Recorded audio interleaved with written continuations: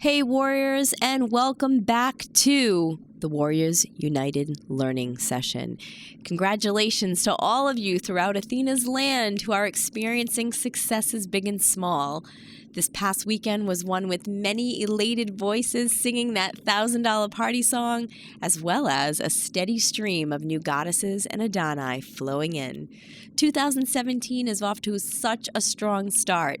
Sales, by the way, for every week of this year so far, and the year is young, have been over last year's sales. So that's really good news for all of us. We truly are reigning supreme in 2017.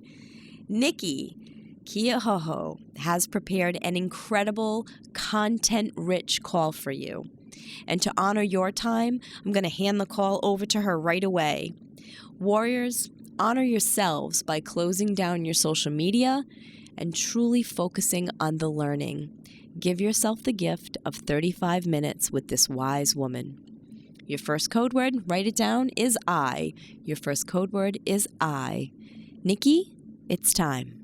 Hello, this is Nicki Keohohou, CEO and co-founder of the DSWA and the Coach Excellence School. I'm so happy to be a part of the Wow War Conferencing program. This is call number 2, and tonight we're going to be talking about super selling strategies. I am going to have a code word in the middle of this thing, so make sure that you write it down and turn it in. You know the drill to make that happen. Also, get your paper and pen out so you can take notes and decide at the end of this call what you're going to do to grow your business using these super selling strategies. I also wanted to say how exciting that you had your annual vision board workshop. I'm going to tell you, I totally believe in vision boards and the importance of how they fit into our lives. Actually, I have one sitting right here on the wall next to me, and I look at it every day, and I just kind of walk into it. I want to feel I'm there. I want to see that as a reality. And I just have to tell you a funny story. One of the girls on our team had wanted to move here in Hawaii. It's hard to find a place to live. And she wanted to move into a place on the water, and it was under a certain price. And as I say, it's pretty expensive here to live. And she did her vision board and put that a place on the water on her vision board, and within 1 week, she found a place that was right on the water in the price that she was looking for. So I really believe when you focus on what you want out of life, you make a decision. This is where I'm going. This is the vision. This is my future. The chances of it becoming your reality increase tenfold. So I hope that you got to that workshop, that you made your vision board, that you're looking at it every day. And one other little hint that you can do is take a picture of it and make it your screensaver on your computer. And that way it's in front of you the first thing in the morning and last thing at night. So I'm excited to hear how those all went for you. So here tonight or today on our super selling strategies, you're going to learn some techniques to create higher sales, that the skills and improve conversation rates and repeat buyers. You're going to get some skills that will improve your conversation rates and repeat buyers, and the art of asking questions to engage people. That's what this is all about. So looking forward to getting started right now. Take out your pen and paper. Remember that selling is what keeps our profession thriving. And again, I use the word direct selling profession because you're professional people who have chosen a career in the direct selling profession. So selling is what keeps it thriving. With sales, products are moved, money is exchanged, commissions are earned, and overrides are paid. How many of you would like to just have a little more of all those things? Well, that means more sales. So it all starts with our reputation and how people perceive us. You know, Jim Rohn said, a better selling experience begins with a better you. So we're going to start with just talking about us and how we can grow in this business and how we can grow our reputation. Your reputation is enhanced when you focus on your being rather than your doing. In other words, who am I? What are the characteristics that I have? Am I enthusiastic? Am I creative? Am I thoughtful? Am I kind? Am I honest? Am I a person of integrity? Really think about that. Who am I being? And the other part of it is, When you are interested in customers beyond what they buy or do for your business, your reputation will be enhanced. So being interested in them makes you interesting. Remember how to reconnect with them, not just when you need something. Oh, I need another sale. I'm calling you now to get another sale so I can get this. That's not what they want to hear. They want to know you remembered their birthday. They want to know that you remembered that the last time you spoke, their child was ill. How are they doing? Or that they had a child go off to college. Just take those special little moments. Little note cards from time to time make a big difference. Reputation is enhanced when you have integrity in your dealings with your customers and your hostesses, that you do what you say you're going to do, that you operate in a manner that they can trust. And when you call them because you care, just because you feel you want to call. Put a little sticker on your phone that says, I call because I care, and watch what happens. You will call more often, and you will show up as a caring person. Reputation is enhanced when you're approachable, when you're kind, when you're sincere, when you strive to have your buyers love the quality of your service, when you just are the service queen. Makes a big difference. So again, how do you build a credible reputation? You become an expert in your business. You become an educator. People want to understand things that you teach. Be that educator, that expert on your products. You know more than they know. By holding a high standard of excellence. When you lead by example, you increase your credible reputation. When you build a big business, people want to do business with people that are successful. So when they know you're successful, you have a full schedule, you have a full calendar, your reputation is, wow, she must be really good. So keep in mind that 90% of the first impression to other people, which means impression is tied to reputation, is your appearance. So show up with pride, ready for business. Look like a businesswoman. Sometimes, we sneak out in our torn jeans and our holy T-shirt. Pretty good chance that we're not going to approach others about our business. So when you go out, look like a business person. Wear your Athena's attire or wear something that looks like a businesswoman and see what happens. Wear a button or your name tag, something that lets people know you're in business and you're here to do business. So the next piece around this, and this is all just kind of getting you ready to get into the sales strategy, to be a credible representative, to be a credible associate here, you want to have a good, strong self-esteem. And you see, individuals with strong self-esteem always sell more. Now, are we born with good self-esteem? No.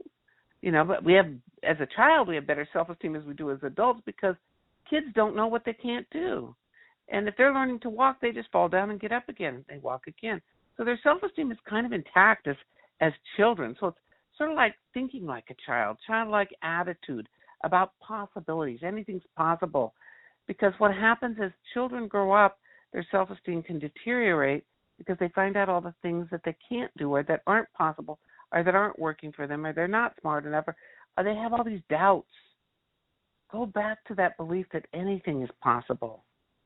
You want to run those positive mental movies for yourself, visualizing yourself, meeting new people with ease, getting to know them loving you and loving your products. Make a movie of that. Close your eyes and visualize that. It will increase your self-esteem. Knowledge also gives us stronger self-esteem. When we know more, we feel more confident. So our self-esteem increases. Don't get paralyzed by not knowing it all, though. See, a lot of people are getting ready all day long because they think they need to know more. Well, they don't have to know everything. They just have to know more than what their client knows. And my guess is you already do. Here's a little saying that will also support increased self-esteem. Practice makes permanent. Or the saying, practice makes progress. A lot of people think and say over and over, practice makes perfect. What you're really saying is, I need to be perfect. when in reality, if you have that belief that you're not perfect, then you never feel enough. And by the way, if you never feel like you're good enough, people around you may feel the same way. So be very cautious with that. So how do you increase that self-esteem? Celebrate your baby wins, the little things that are giving you progress. And honor yourself. So how do you honor yourself? By celebrating, by looking for things that went right instead of always finding the things that aren't working. You know what I've discovered through the years? That optimism is a choice. It's a choice you make. And there are lots of people that look for the glass half empty versus the glass half full. Optimistic people generally have better self-esteem. And when you have better self-esteem, you sell more. You have a bigger business. It just happens like that. So optimistic people, maybe they have temporary setbacks. See, adversity is really a temporary setback with hidden benefits, because I can guarantee you, you will benefit from the things that don't go well in your life, as long as you learn from them. Setbacks can turn into comebacks for optimistic people. I love that little saying. Setbacks can be comebacks for optimistic people. And when you're optimistic, guess what? Everybody wants to be around you. And I've said this for a long time. You know, there are people, when you walk into a room, when someone walks into the room, you know, people smile. So there's people that, and they walk in the room and everybody smiles. It's like this energy is a ride. And there are some people, when they leave the room, everybody smiles. Well, I hope you're not the second. So, you see, it's hard to beat a woman who never gives up. It's hard to beat a woman who has an optimistic viewpoint. It's like the power of attraction, the power of intention.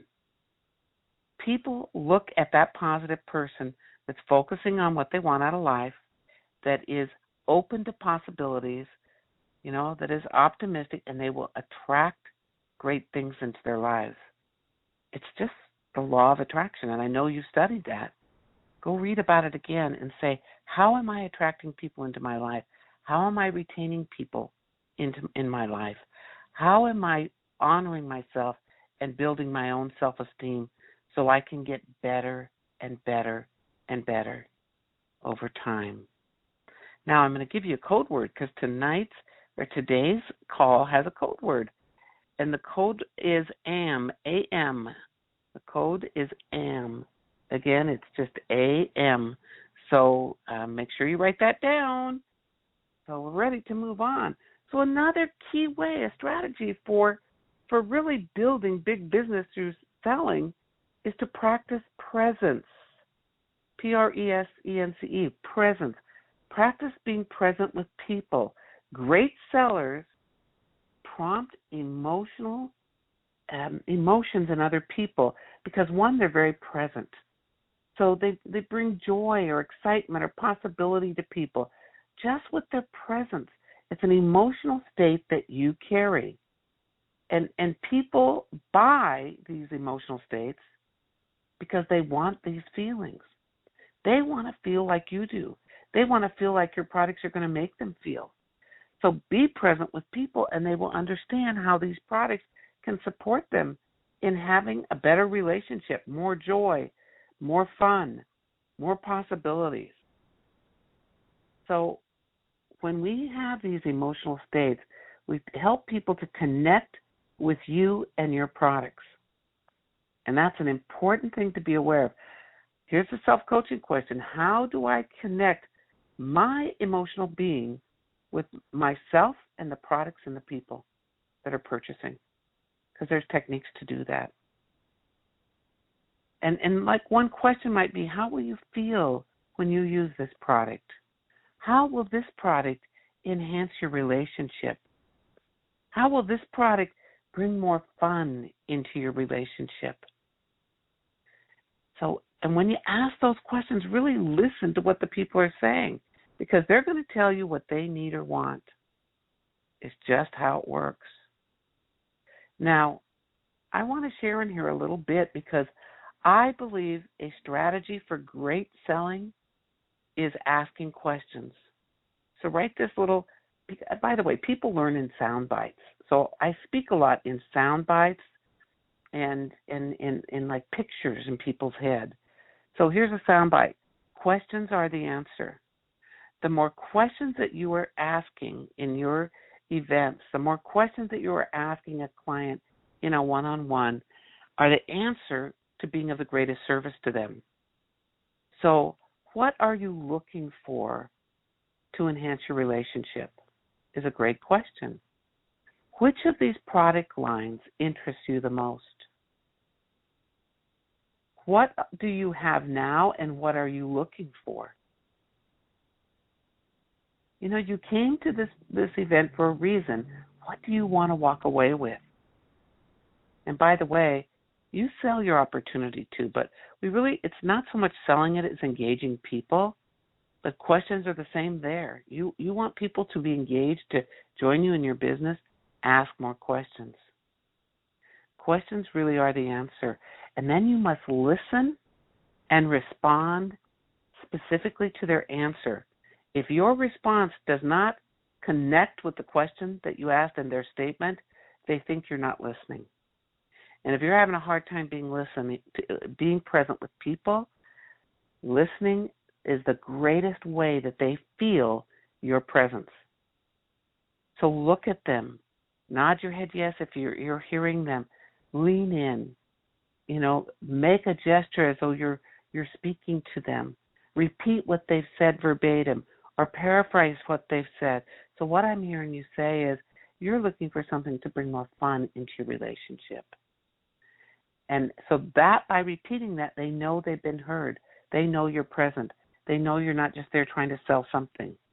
It's people that go on and on and on and on and talk and have no connection to the client, generally don't sell very well, and generally don't engage people very well. So the strategies for you is to be in that place with them and ask those questions and listen to what they have to say. Now, another strategy to use is just clarification. When someone says, no, I'm not interested, you've got to find out what that no means. Is that no, not now? Or is it no, not ever? And this is especially in the opportunity, but it can also be in a product. When they say, you know, I'm really not interested in the products, was that no, not now or no, not ever? They might say, well, really no, not now. Let me just share with me, is that a financial or is that timing or what is that about? And see what they say. Or just say, what is that about? So that they have an opportunity to share with you. And it may be they just don't have the money at that moment, but they don't want to tell you that they don't have the money at that moment.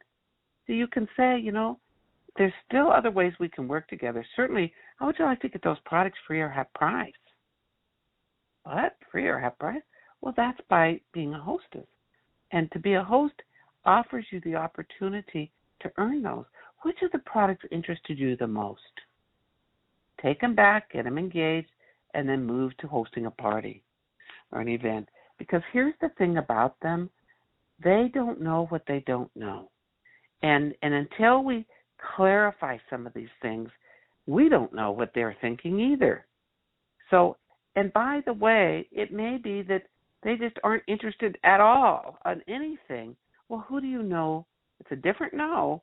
There's three kinds of no's. No, not now. No, not ever. Who do you know? Who do you know that may be interested in the product? Get referrals from people. Referrals are gold, but you got to follow up with the referral and say, may I share, Susie, that you were the one that referred me to her? So that you have a door opener with that. So selling, the key to selling to me is just being with people and not looking desperate. Another strategy is desperation sparks hesitation. If you look desperate for the sale, they will hesitate. So whether this is right for you or not, either way is okay with me. It's my job just to share what the opportunities are and the possibilities. It's up to you to choose which of these areas interests you the most. It gives people freedom of choice. That's another strategy. Freedom of choice. Let them feel like they were choosing versus we're being roped into something. Have you ever gone to a store and you felt like that person was a stalker and they just didn't let go of you and you were just so pressured that you just couldn't give up? You just bought it so they'd go away? Well, that doesn't feel very good. Now, a lot of people have a fear of being pushy. And there's a strategy to get around that fear of being pushy if that's you. You don't want to bother people. You don't want to ask them. You don't want to, ask too many times. All those kinds of things is a fear of being pushy. Well, I want you to just think about this for a minute. If you have a fear of being pushy, just think for a minute. What are those people like that are pushy? What are the behaviors of those people that are pushy? Name a few. Write them down on your paper. And I'm going to share a few with you. The behaviors of pushy people: don't take no for an answer. They don't listen. They never ask a question because they know everything. They talk a lot. They don't really care whether you need it or not. They're going to sell it to you. I had a woman say they're not very warm and fuzzy. They're prickly. Well, all those things are true. So if you have a fear of being pushy, I'm going to ask you, which of those behaviors do you have? Which of those behaviors do you show up with? And my guess is none of them. Because in your fear of being pushy, you just don't ask. And if you're not asking, I'm going to say, you're not going to get the sale, or you won't engage them in the opportunity. So if you have a fear of being pushy and you have none of those behaviors, if you don't ask, you're really choosing for them, and the answer is no. Do you want to choose for them, or would you like them to choose for themselves? What's best for them? Learn to be gracefully assertive. That's a selling strategy. Be gracefully assertive. In other words, give people a choice, and you can do it with grace and with confidence. And they're either going to say yes or no, and if they say no, is that no, not now, or no, not ever? You have a whole format to follow, because people say selling is an art. I don't know that people are born salespeople. I think people learn skills. To learn the skill of asking questions, learn the skill of being interested, learn the skill of practicing presence, learn the skill of how to build rapport with people, to establish rapport with people so they want to do business with you. And building rapport with someone is, again, more about the being than the doing. They know you're there to serve them, versus if you buy this today, I win the trip. They don't feel good about that. Those are things that can be learned, and it takes practice, and practice makes progress, and practice makes permanent. So it means just staying the course. You're going to find when you practice that presence and when you are connected with them, you're going to find out what that dormant need is. Dormant. Your presentation reminds them of what they love or need. You bring that out in them. You're also going to create the visible need within them. They almost sell themselves on the product.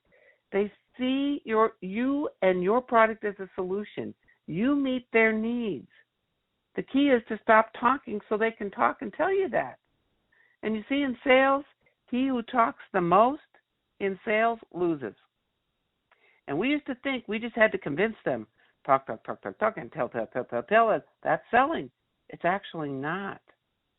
She who asks the most questions and listens wins. Really, that's it. The person that asks the most questions and listens always wins, because they understand the individual. They know what they're about. They know what they're looking for. They know how to meet their emotional, physical needs. So selling is a gift to other people, because, if we didn't have sales in our world, there would be no money movement. There are people that are better, and there are people that are really good and people that aren't so good. People that aren't so good just have to be aware of these strategies and implement them so that you can go forth and be great at what you're doing and be great at serving people. Because, the people who want to be of the greatest service will make a decision to care about people and provide them with what they need or want, and do it with grace. And that's you. That's your company. That's Jen. That's how you operate. So if you're not selling a lot right now, ask yourself this question. How many questions do I ask when I'm with this client? How interested am I in them? How do I find out what their emotional or physical needs are?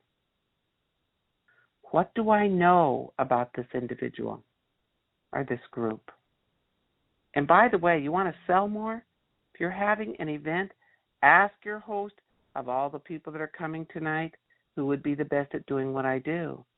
Of all the people that are coming tonight, tell me about them. What are they like? What do they want to get out of this event? What are they looking for? What matters to them the most? What are their behavioral styles like? What kind of work do they do? You ask that host those questions, your sales are going to increase dramatically. You know, the old hostess coaching was now no dogs, no turn off the phone, no chafing dishes, simple desserts, get rid of the husband. And we gave them all these orders. By the way, they don't work for us. So we just let them know what we're doing and ask those questions. So ask more of your host and your sales will increase dramatically. Now, I know you've all been taught about closing the sale, that you want to close the sale. Well, how I like to look at that is I want to open the relationship, because the sale will close on its own. It will happen when you have opened the relationship with the people. So it's about opening the relationship, not closing the sale. People want to do business with those who engage in a relationship with them. When we're client-centric, like that means like client-focused, being of service. When we approach business in that manner, the sale will follow, and more will follow because they'll give referrals too. So ask yourself another question. All these are self-coaching questions that you can come back to because they are really going to support you to make your business having super selling beyond what you've ever done before. Here's a self-coaching question. How can I wow my clients? How can I wow my clients? Go beyond what is expected. Under promise and over deliver. What would that look like? Could I send birthday cards or thank you cards? Do I reach back out to the host to thank her? We want to be of service beyond the event. Be of service beyond what's expected. You know, selling is an art that can be learned. Selling is a skill that can be learned. When you start going out over the next weeks and months, if you go to another party that someone's hosting or you go in to purchase something, watch the skills of those individuals. Watch how they interact with you, how they build the relationship, how they establish rapport. Model those things.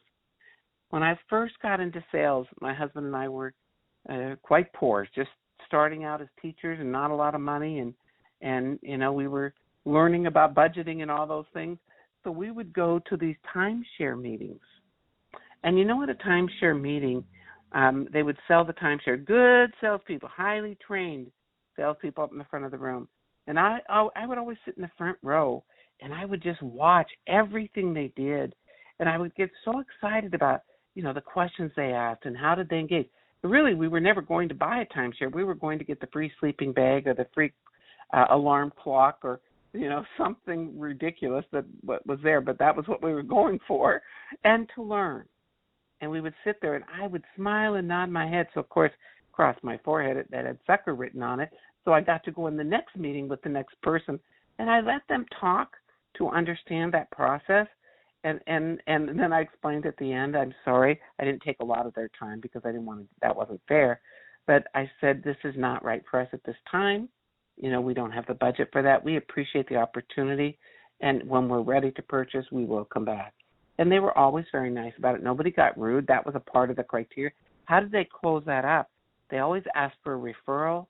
They always asked for, This is a powerful question to ask somebody at the end, and I learned it at something.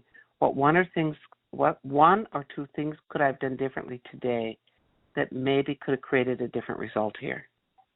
And I love that question because it wasn't them that did anything wrong. It was our situation that we came in with.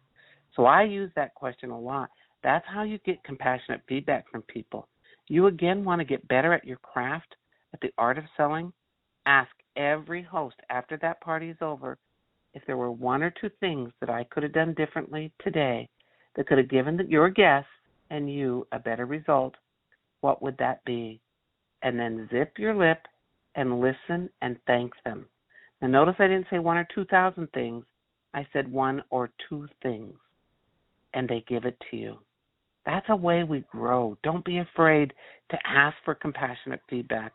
By the way, that is a coaching skill, compassionate feedback, how to give it to others, but also practice receiving it. It is a great strategy for you growing your selling skills. So again, I just want to say to everybody in Athena, you have the ability to build a big business. You have a great company with great leadership and great products, cutting-edge products. You know, when we don't sell, it's generally because we don't ask. When we don't sell, it's because we're not getting the bookings. When we don't sell, it's because we're not inviting people to take part and to learn from us. When we don't sell, it's because we're disinterested in the people at whatever event we're at. We're not making the connection.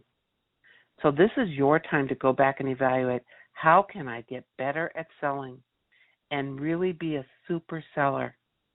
Because when you learn to be a super seller, you're almost always a super recruiter, and you will build your business in a big way. I wish you the best in your business. I wish you the best in life, and I'm so excited to see who makes it to all of these calls and earns some special incentives that Jen has offered you. I think January is a great month, folks. You're getting your year started off with a bang. Go forward, get out there, invite people, get your sales, and have the best January and February and first quarter you have ever had in your history. Again, this is Nicki Keohohou with the DSWA. Loved our time together. Look forward to serving you in the future and wishing you the best. Well, thank you, Nicki. Truly. I feel your beautiful energy across the 5,000 miles between us. So Nicki presented more questions that can be extremely beneficial to all you accountability partners out there. The teams for this session, by the way, are so powerful. I've been watching your pairings. Whoa. And if you don't have an accountability partner, that's okay. You can ask yourself these questions too for self-reflection. So I took some time this morning to compile a list of the questions, and I'll post the list on the Wow War pages for your convenience. So the directions to submit your code words will be posted on the Wow and War pages. They are listed in the email that contain this link. They're listed in the Google Doc. So I empower all of you, my smart and savvy warriors, to find the directions and follow them. Submitting your code words by midnight tonight means that you will be entered to win a free cherry stone neck wrap, which is perfect on a cold, chilly night like tonight. Nicki will be back next Wednesday, February 1st, with more wisdom to impart to help you become a more successful, profitable, and happy entrepreneur. Your final code word, warriors, is powerful. Your final code word is powerful, POWERFUL. So thanks for listening. Goddess blessings to all of you, and may your Athena's business bring you more confidence and financial freedom than you've ever imagined.